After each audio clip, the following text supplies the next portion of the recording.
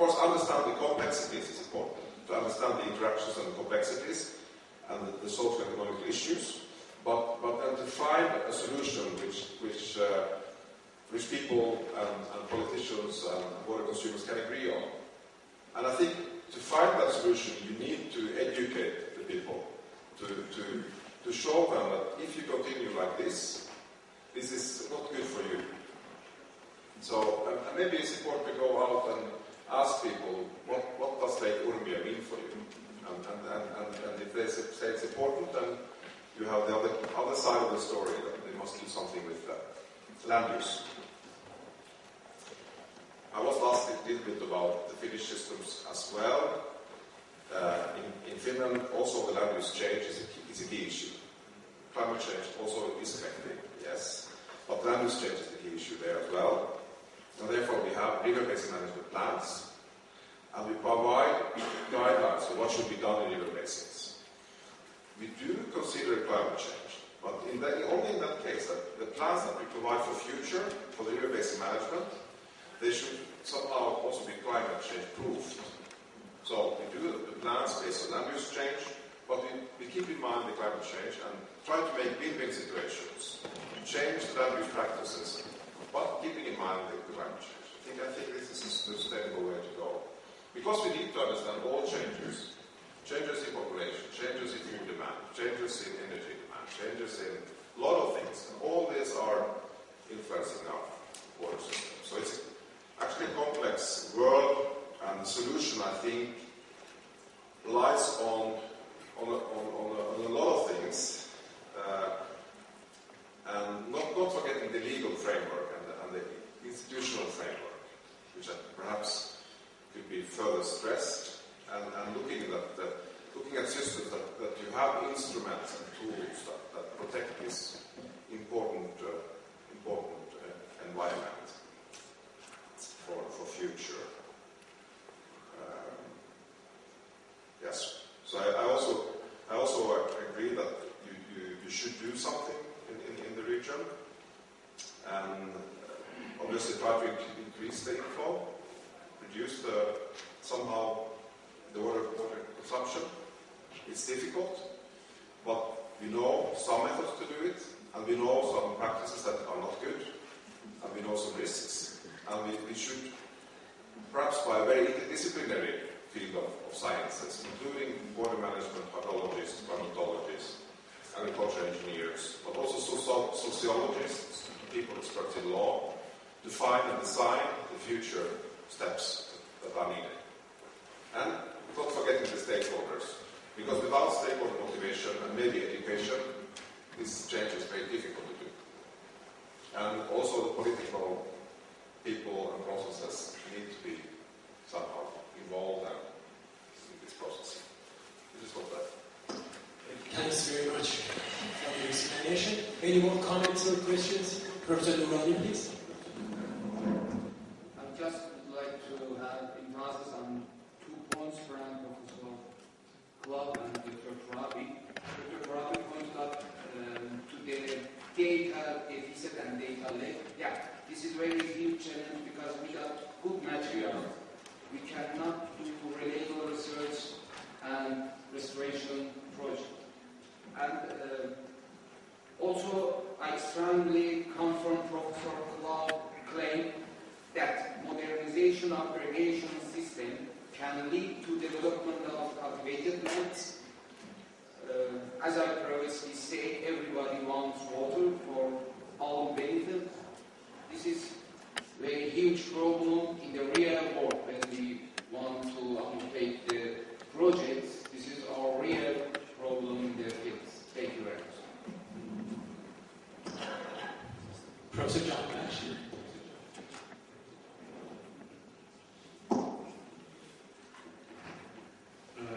My advice for graduate students is study of the effect of natural problems, natural phenomena,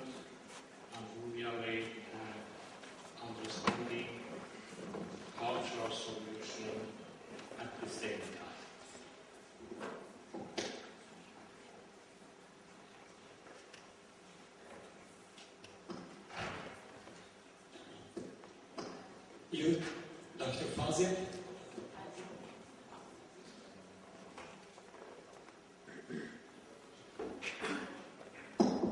I would like just to add a last point that we have to start educating ourselves about the water, and we have to start it from ourselves, from our farmers, authorities, and our politicians. We are even late in educating about our water situation, that our water is scarce and what will happen and what will be the consequences. We cannot just order people to do something without providing proofs and explanation for them. So let's start it and take care more about our water footprints, to take care more about the products that we are buying, how they have been provided and how much water they have used, and if there are others that have used less water, maybe we can help in this way. Okay, thanks. Any more comments? Any questions from the audience? Please, loudly. Hello, thank you for your good presentation. Awesome, in fact, in a professional level. The point you just mentioned about battling on the lake, it was awesome. It was extraordinary, fabulous. The timing for using the water for, again, increasing the water level in lake. But I have one question about Urmia Lake. You told that there is a time needed for restoring the lake. And you showed us some, graphs that shows the time, and it depends on the type of the lake and geometry and the inflow water. I wanted to ask how much time it would take to, not completely, at least 50% maybe, it would restore.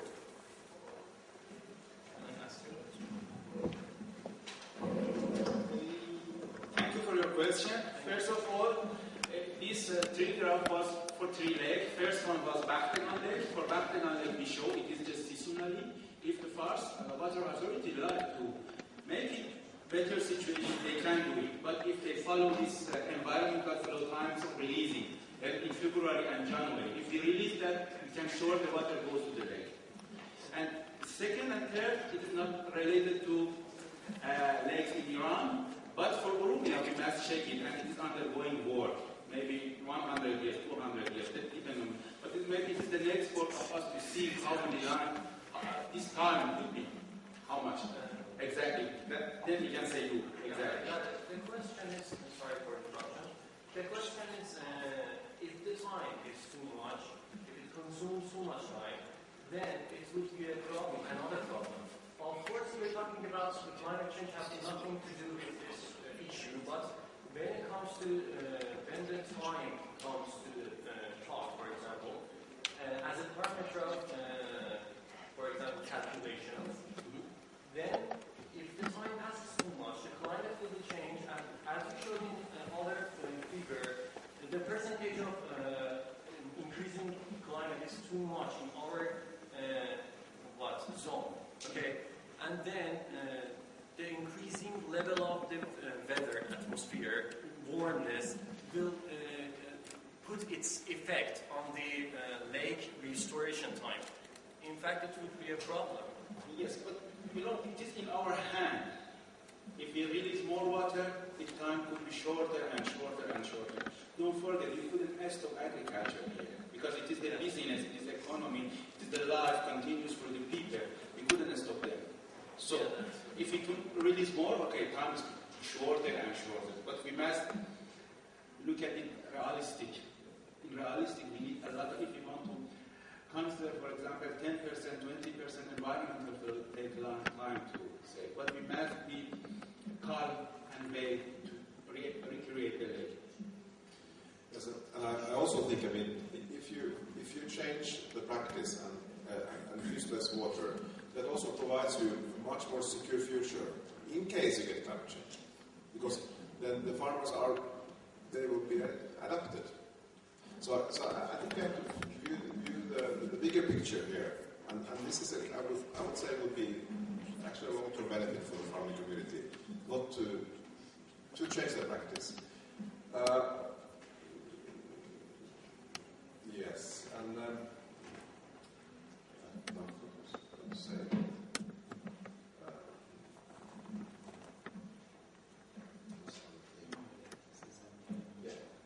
okay, I think one major issue here, we have a good law and legislation here, but we don't have enough force to use this law and legislation in the real case. If we have enough force, I think we can do a lot. Because some people use a lot of water more than they request, more than right, and some people don't have. And the equity issue is major here, I think, the basic. Some people receive money a lot from the water, and some people, like the people that last day you visit them, they just got some cancer, some problem in health, or something else. And just the next question, sorry. So, as you told, the price of the water is low, and I agree with this. And it's a problem, and it would be a problem, I think, because people start using it more and more, and the drainage will be more and more. The emptiness of the water sinks, in fact. Okay, but it's not just a problem of price of the water. Maybe the price is too much, but I myself, as an engineer who go to so many fields for my own reports that come for my CO, okay, I saw so many pumps everywhere, and everybody pumps the water. It's not just depending on the price of the water, because if we let the water go downstream, others will start pumping it out, maybe from the wells or from the river. I think it's something more complicated, and we should think more about it. It was an awesome view, but I think it needs some more aspects to be checked for this problem. Yeah, I think also this is, but of course, price of water, price of energy will have an effect on on the cost of products and things like that. But what I was going to say, I think you shouldn't really. The climate change, there is climate change, yes, but there's very high uncertainty. We'll stress once again about it. We know temperature is going to increase, but how the precipitation is changing is very, very uncertain. And also, the crop water demand is something which also is uncertain. Some people say that increased CO2 will reduce the pressure, but it's a lot of uncertainty in precipitation. But at the same time, maybe which is more uncertain is the snow changes. So even if constant precipitation in the mountains, the snow accumulation melt will change, and of course also here that is an issue. But of course, as the catchment is so regulated, then this will not probably be an issue anymore because of the reservoirs. So I wouldn't really rely too much on that, but I would more think of what are the win-win situations that you can in the future. If you continue as you do now, what are the risks? You are actually increasing the risks more and more and more and more. Even if you look at climate change, on top of this will cause much more problems to the farmers if that happens. But if they reduce now the practices, it will be. So I think it adds to you should think of it, but you shouldn't rely only on that, for sure. Professor Rizal, go ahead now. Thank you very much. I would say we need to change our culture about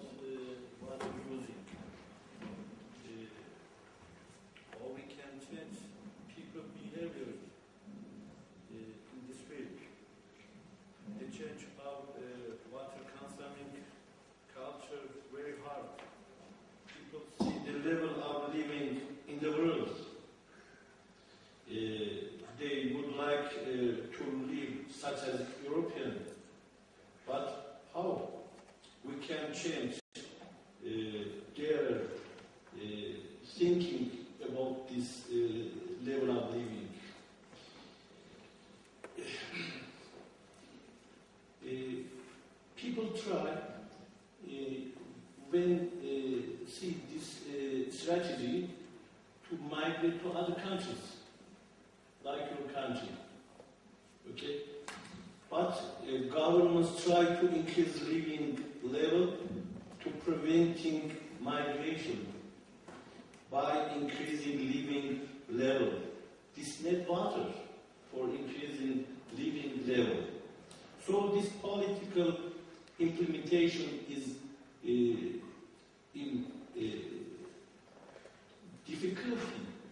difficult to change culture of people to reducing their water using. So I think we need thinking in other fields. So it's for the public to make an effort to understand what is at stake.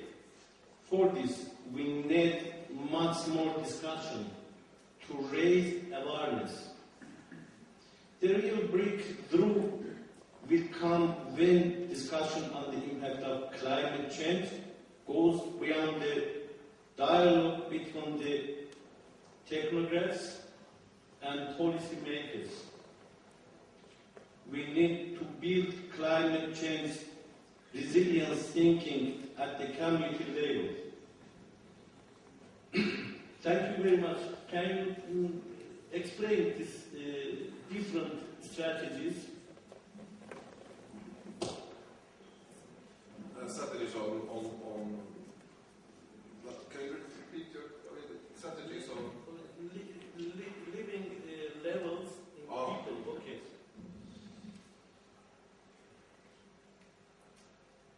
How we can change the living level of people, their behavior. Well, I don't know about the living levels. Well, the living, so far as what I see in Iran, it's not that for living level. I mean, you eat a lot of meat. We change You are more vegetarians. living level from 40 years ago. Yes. Of course, there will be development. And that is, we should, of course, I think, develop, with the development, the risk is that actually the risk is in some countries that we use more meat products. But that's not a risk here in Iran, I think. And that will consume more water, we know. But I don't know if the European living level, of course, we are producing a big climate footprint, that's for sure. But the water consumption, it's an issue in the southern parts of Europe. There they have water scarcity. In the north we don't have. So that's influencing our conditions. So I don't know if the living level is an issue. Yeah.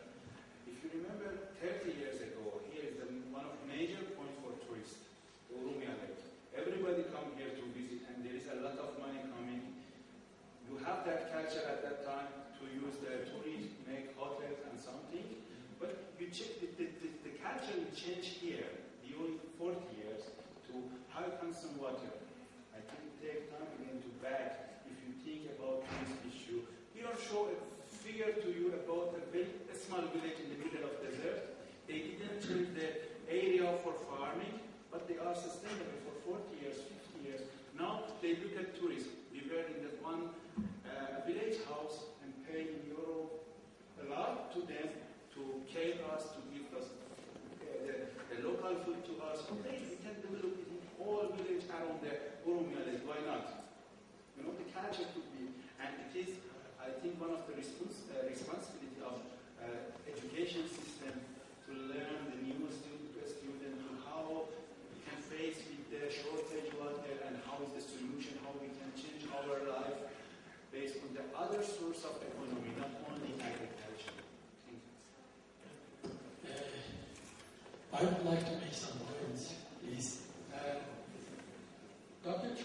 Torabi made a suggestion about the limitations and also the barricades of the transfer of water from Aras and Zab rivers and their problem. That's totally true, because it needs an EIA, environmental impact assessment, and unfortunately in Iran, so far, there hasn't been done so much about EIA and also the evaluation and also assessment of environmental impact assessment of any kind of project. So it is legally and officially written on the acts and also rules and laws, but when it comes to the point of implementation and administration, it stops there. So that's true, I agree totally with you that it needs a kind of very, very comprehensive environmental impact assessment to see the negative impacts of transfer of water from one basin to the Urmia Lake. And if the results are okay and positive, then go ahead and make it. Also, yes, there is not the culture of using a better technology in this country. At the moment, 36 dams are working or just around Urmia Lake Basin, and it is nothing. It is very, very bad news that we have a very, very short lake. This is the last. I know that you can't see it, but anyway, I just wanted to prepare it. This is from Landsat 8 pictures for a week ago, and there's a very, let me say, simple comparison of Urmia Lake and one lake. Both of them are located at the same latitude, and they have the same tectonic activities. They have the same geographical aspects and orientation. But now, Lake 1 in Turkey has an average or a mean depth of 32 or 40 meters, and Urmia Lake has a mean depth of 1.5 meters at maximum. So this is the problem. And talking about the precipitation and also the effect of climatic change, during the last 5 years we had more than average precipitation in the area.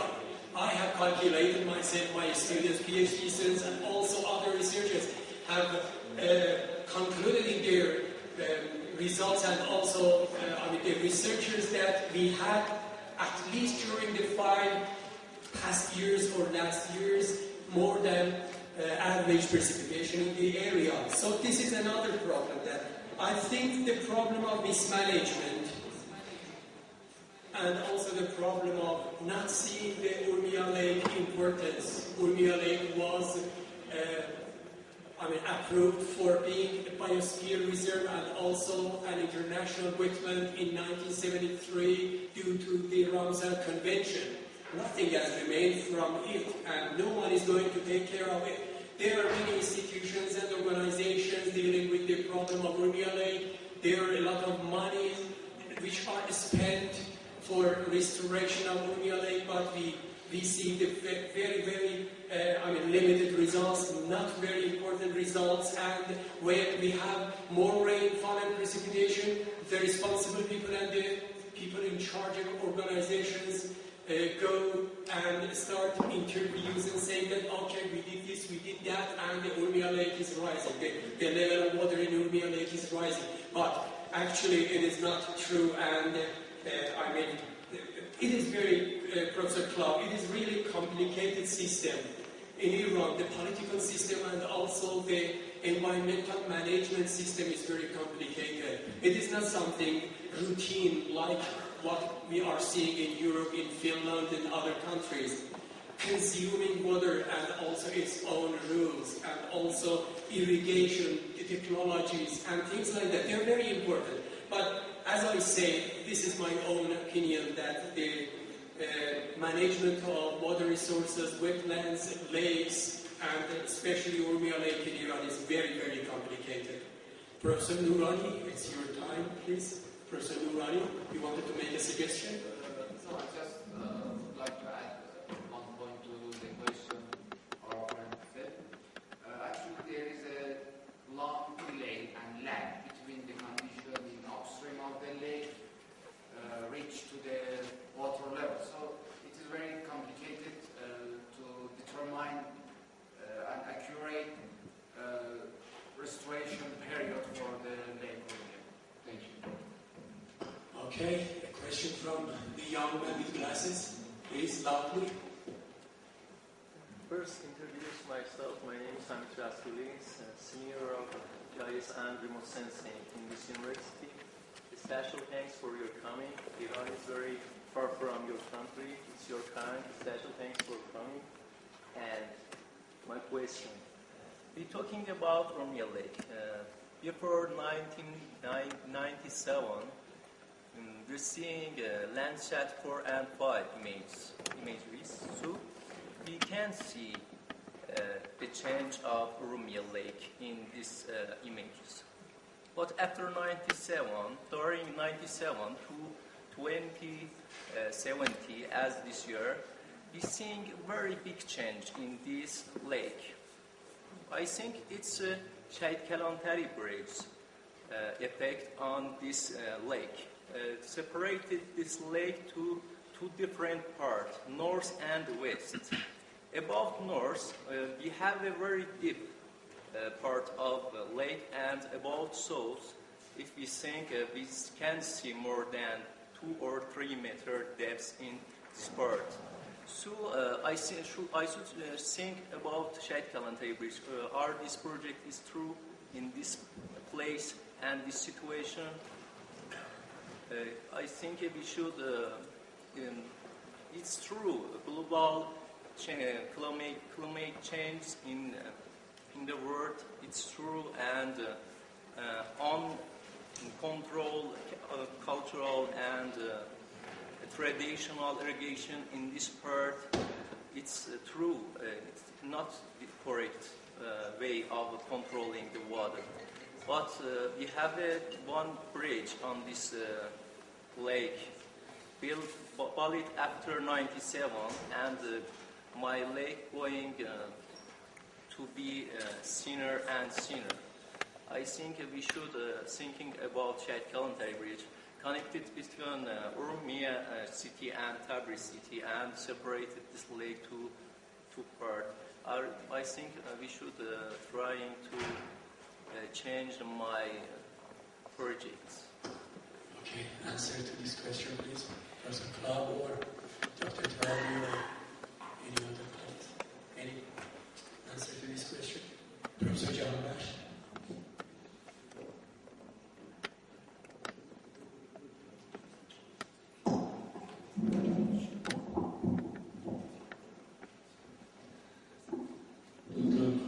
Let me say the last sentence, maybe, about Dr. Rezan's questions. I think that we can change our living level and develop it, but it is so difficult that we can change our minds about the water consumptions. It's my idea, and maybe so difficult for us to change this way of thinking. That's all. I can try to. I think the question was part about the bridge. I don't think it influences the water level too much, but I haven't studied the bridge. But of course, the water level is due to the inflow. Obviously, the shallower part, generally you will see the decline more quickly, the impacts.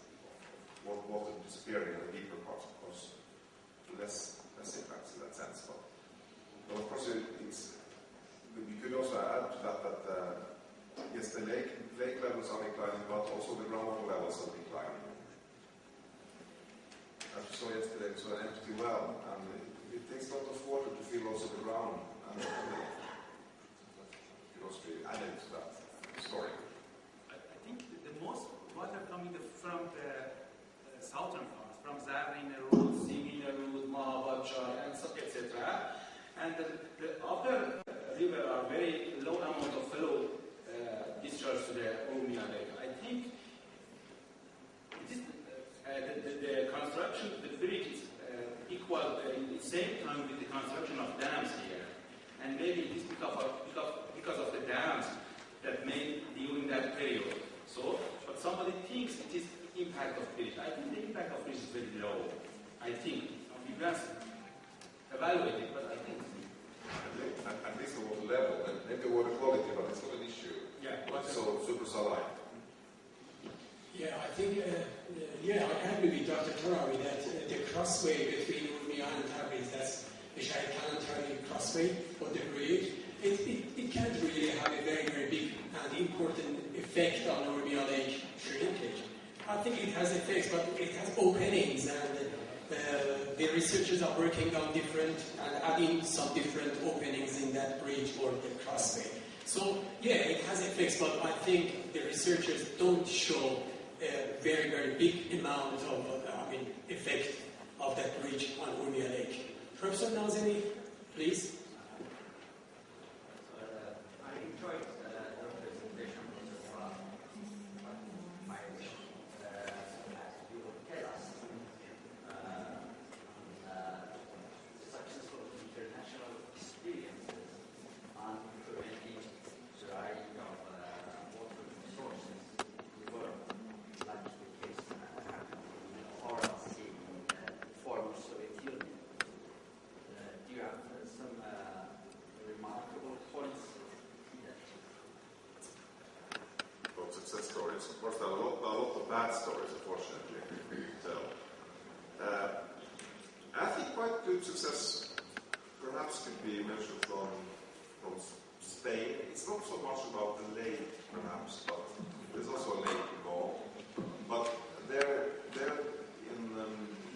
have a quite good system there to monitor the water use using satellites. Monitor the crop area, and based on that can estimate the water that has been used. Also, they can estimate the illegal wells by that method. And in addition to that, they have monthly meetings, or maybe even more frequently, where they meet this water court, for example, in Valencia, where they meet regularly, the farmers and the water consumers, and decide on things. And this is I think they have several hundred years of history of how they decide on water release, water use. And that seems to, of course, in that region also the groundwater has been declining, but it seems like they have managed to cut the decline.